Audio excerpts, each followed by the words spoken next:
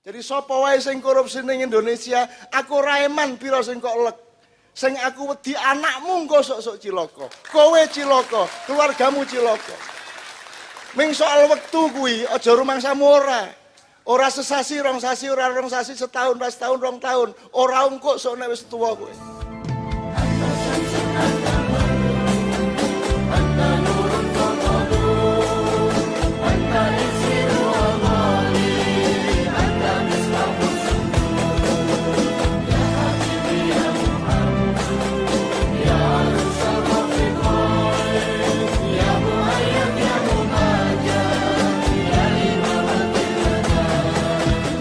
Oke, alhamdulillahirrabbilalamin. Oke, nanti kita sinau bareng-bareng bab korupsi ya. Ini kan beliau Pak Abdullah ini kan sahabat saya sudah sangat lama, wis 90-an berarti sekarang hampir 25 tahun. Hampir 25 tahun beliau dulu mahasiswa di Malang, sering ketemu saya di Jogja ketika melawan Pak Harto pada waktu itu. Dan ini baru pertama kali ada institusi kejaksaan mengundang Kiai Kanjeng dan saya. Di tempat-tempat lain mungkin belum sempat ngundang atau mereka juga tidak berani ngundang. Karena terlibat terhadap temanya. Nah malam hari ini berani mengundang anti korupsi, insya Allah karena beliau bersih, insya Allah karena di sini memang tidak dilewati setan-setan. Saya nyecil aja, nyecil dari saya itu mantep ya. Upama iki udan terus berarti kowe kuat wonge. Allah memberimu ujian lebih berat berarti mentalmu memang lebih kuat. Betul enggak? Wis tak dongake, pokoknya hujan tidak akan mempengaruhi jasadmu. Engkau lebih sehat karena hujan ini. Dan saya minta maaf, saya ora iso melu udan-udan ning kono. Ning nek kowe ngongkon aku rono. Manut sak karepmu. Ora apa ya, di ngapura ya. Jam kok nek aku rono, gelem ora gelem ibu calon bupati melu rono. Teneh celake terus mbleber-mbleber. Ya Bu nggih. Wis aku ning kene ya. Aku ning kene ya, ora apa-apa ya. Ikhlas ya. Ning atiku bareng kowe lho aku. Atiku karo kowe, aku ora mendur-mendur, aku ning nisor terus.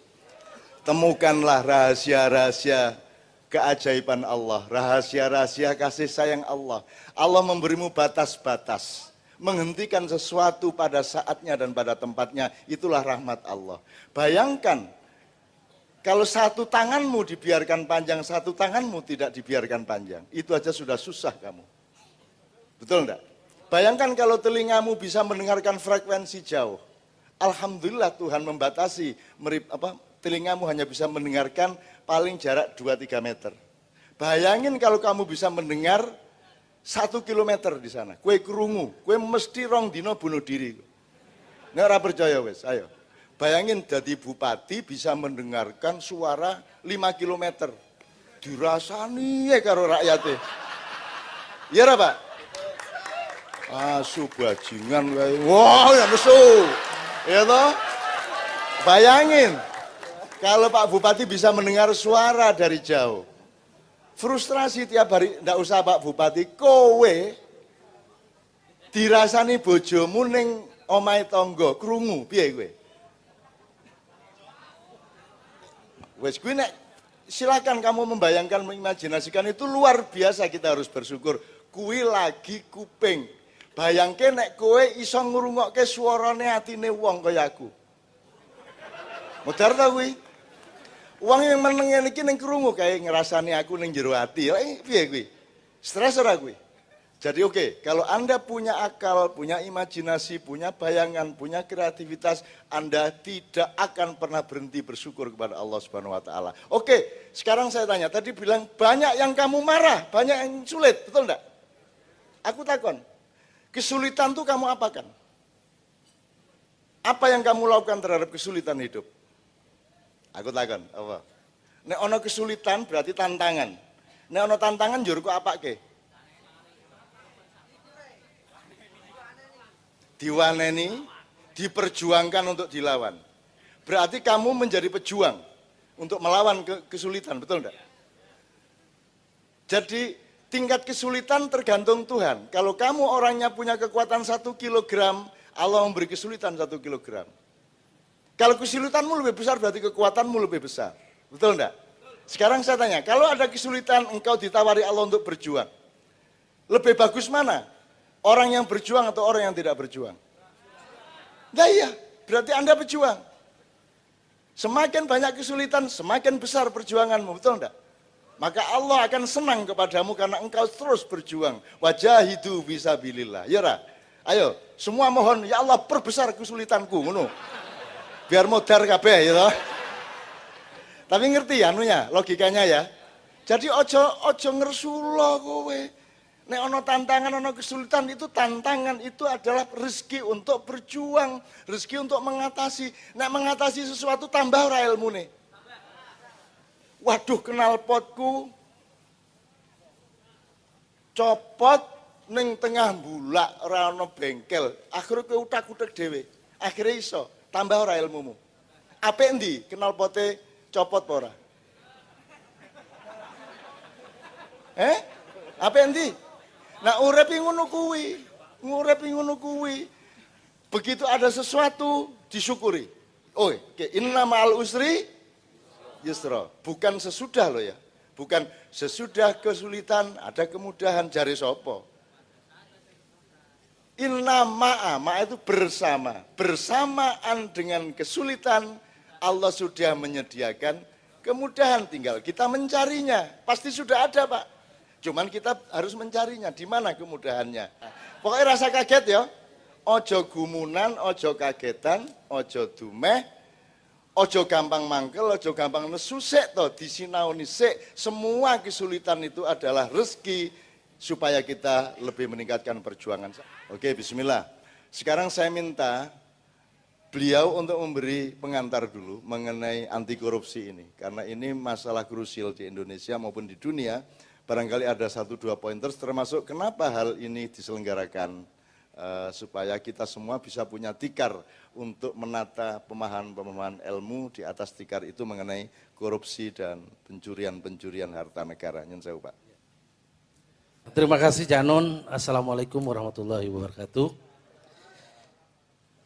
Saya memandang penting dan perlu mengadakan sinau bareng dengan Cak Nun yang sedari dulu, sejak saya mahasiswa cukup kagum terhadap pemikiran-pemikiran yang cukup liar dalam tanda kutip, dalam kancah pemikiran-pemikiran zaman Orde Baru waktu itu. Beliau menjadi inspirasi bagi para pemuda mahasiswa waktu itu, karena pemikiran beliau dalam pemahaman aktivis mahasiswa adalah pemberontakan intelektual.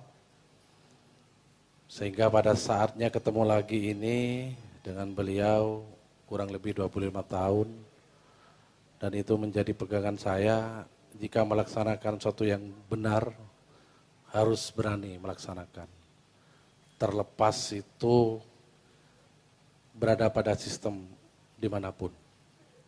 Saya sekarang berada pada sistem yang membatasi saya untuk tidak seperti Cak Nun. Beliau ini orang bebas yang ditakdirkan oleh Allah sebagai manusia terpilih di muka bumi ini. Kalau Gus Dur merupakan bagian dari keajaiban yang ke-9 atau ke-8, maka Cak Nun saya nobatkan untuk pribadi saya adalah bagian keajaiban yang ke-9. Tepuk tangan.